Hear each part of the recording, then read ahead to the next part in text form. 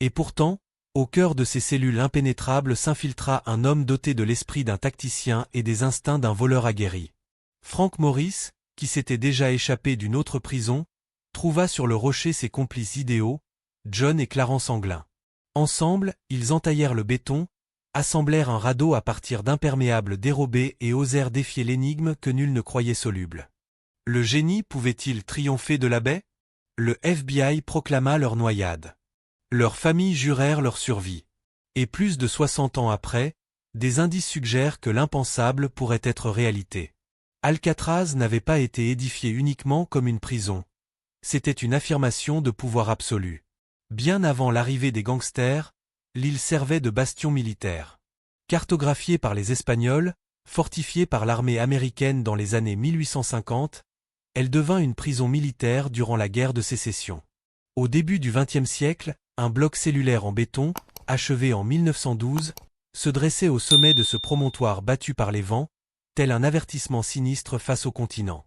À l'ère des ennemis publics qui transformaient les procès en spectacles médiatiques et les fuites en mythes populaires, le département de la justice s'empara de l'île pour une mission unique, le contrôle total.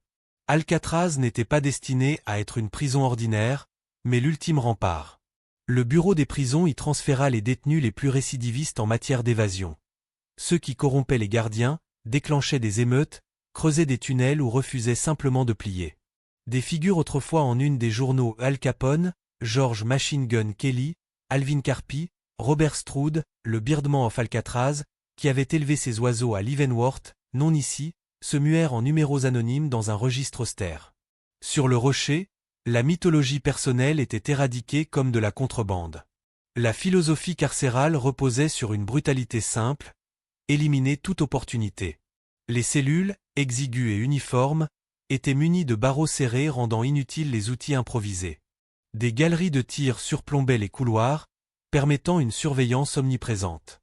La cour d'exercice était exposée aux rafales et au brouillard. Les ateliers de blanchisserie, ganterie, cordonnerie, métallurgie étaient conçus pour occuper les mains tout en contrôlant les outils. Des projecteurs et miradors balayaient les angles morts. L'accès à l'île se limitait à un ferry gouvernemental, les bateaux privés étant tenus à distance. La discipline imprégnait l'architecture même. Alcatraz tournait à un rythme inflexible. Comptage fréquent jour et nuit, repas aux horaires fixes, et un système de privilèges réduisant l'existence à 4 droits inaliénables: nourriture, vêtements, abris, soins médicaux. Tout le reste, visites, courriers, bibliothèques, devait être mérité et pouvait être confisqué. Le bloc D, unité d'isolement, infligeait une solitude quasi absolue aux récalcitrants. Cellule nue sans fenêtre, fond du puits carcéral. Et puis il y avait la barrière insurmontable, la baie de San Francisco. Le rivage le plus proche était à environ 2 km, Angel Island, un peu plus loin dans l'autre sens. L'eau oscillait entre 10 et 12 degrés C, assez froide pour épuiser vite un homme. Les marées filaient comme un torrent, les courants généraient tourbillons et vagues stationnaires autour de l'île. Une marée descendante au Golden Gate pouvait atteindre plusieurs nœuds, emportant un nageur aguerri au-delà du pont. Les requins locaux n'étaient pas des monstres des légendes, mais la terreur n'en avait pas besoin. Hypothermie et ténèbres suffisaient. La baie évoquait une carte postale idyllique. En réalité, c'était une machine à broyer les espoirs. Le message aux évadés potentiels était psychologique et constant.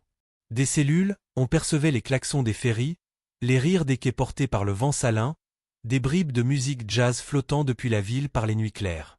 La liberté semblait à portée de main, juste assez proche pour tenter, assez loin pour tuer. Le directeur James A. Johnston et ses successeurs exploitaient ce paradoxe, la proximité de San Francisco comme une barrière invisible. Les statistiques cimentèrent la légende. De 1934 à la fermeture en 1963, 36 hommes tentèrent 14 évasions.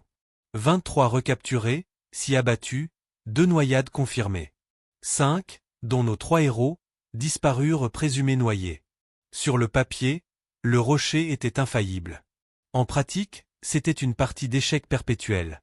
Resserrer les comptages, auditer les outils, former les gardiens. Car l'adversaire n'était pas seulement les prisonniers, c'était l'ingéniosité humaine. La nuit du 11 juin 1962, quand 3 ombres franchirent le filet de routine, de surveillance et d'acier, ce fut plus qu'une évasion, un coup de maître. Frank Morris, né en 1926 à Washington D.C. d'une mère instable et d'un père absent, fut orphelin à 11 ans, ballotté de foyer en orphelinat. Ces années forgèrent un solitaire rusé, voleur dès 13 ans, pillant bureaux et lunch. Mais contrairement aux voyous impulsifs, Morris cachait une arme fatale, son intelligence.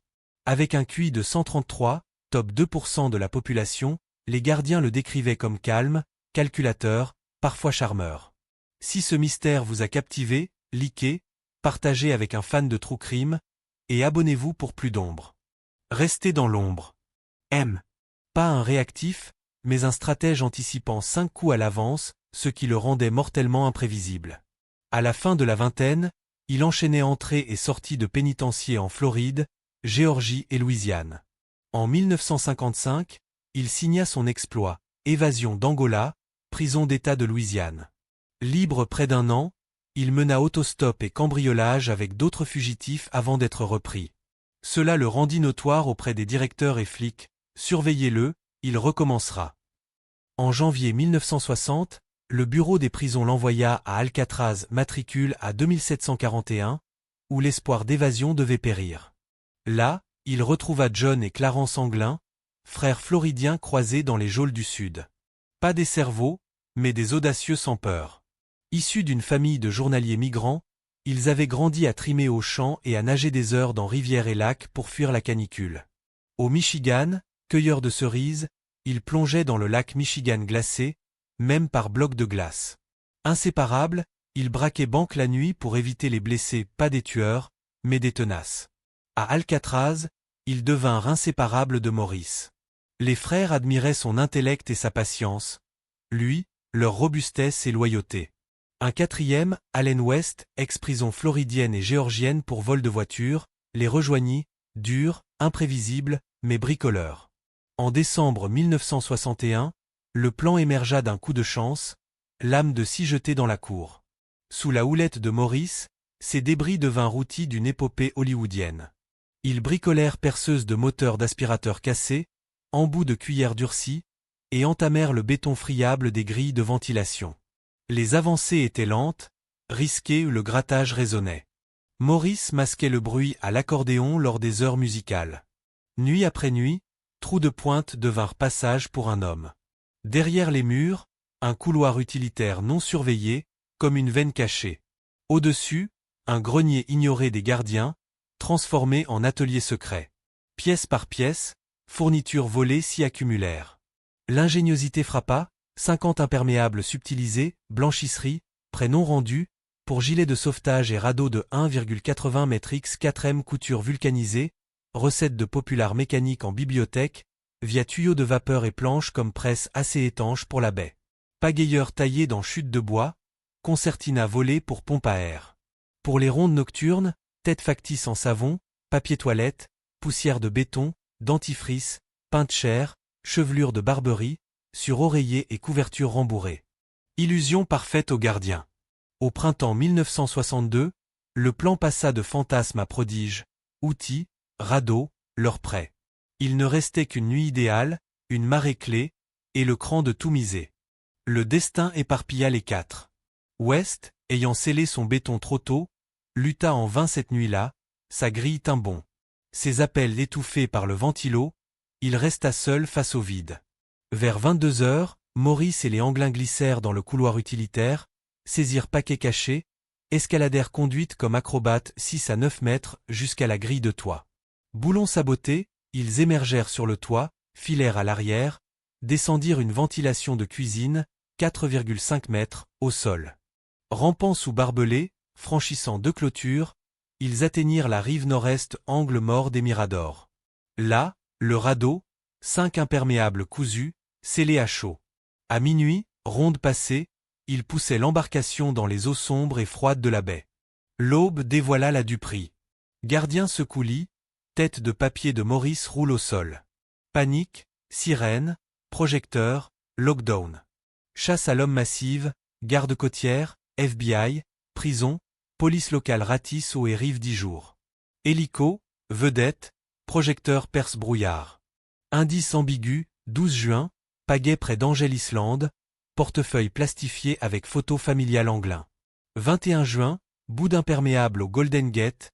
22 juin, gilet à 50 mètres d'Alcatraz. Pas de corps, pas de traces fermes. Pour le FBI, noyade inévitable. Aux impitoyables, hypothermie, courant fatal. Dossier clos comme échec. Doute immédiat. Pourquoi objet personnel abandonné s'y atterrit? Pourquoi pas de corps, contrairement à d'autres noyés promptement retrouvés? Famille Anglin, appel muet, carte anonyme, fleurs annuelles pour la mère, jusqu'en 1973.